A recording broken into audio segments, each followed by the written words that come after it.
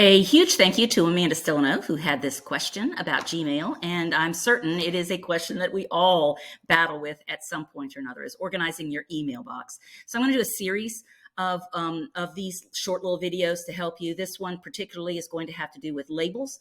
Labels in Gmail. In Microsoft, you had them and they were called folders.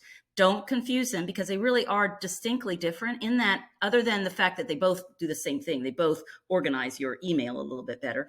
But Gmail, the unique thing about Gmail is you can have several labels on one particular email. So you might deal with one person, but they might fall into different labels or different ways to organize.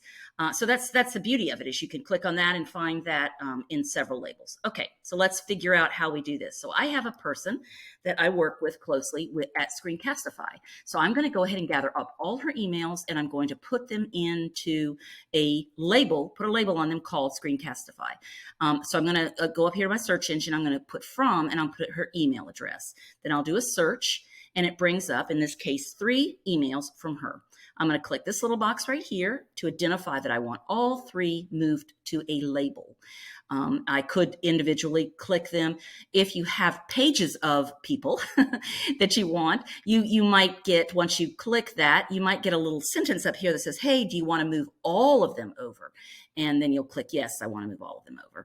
So in this case, I've got the 3 that I want to move over, and I'm going to go ahead and put a label on there. Well, right now, I do not have a Screencastify label, so I'm actually going to create new, and I'm going to type in Screencastify, or whatever, of course, your label's called, and hit create.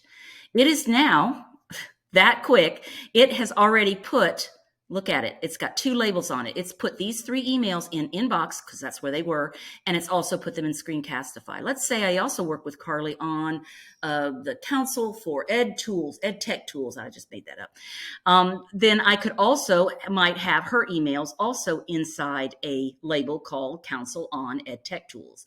So I could have several labels there. In this case, I don't want it to remain in my inbox. I want to pull it out of my inbox, but I do want it to stay in Screencastify.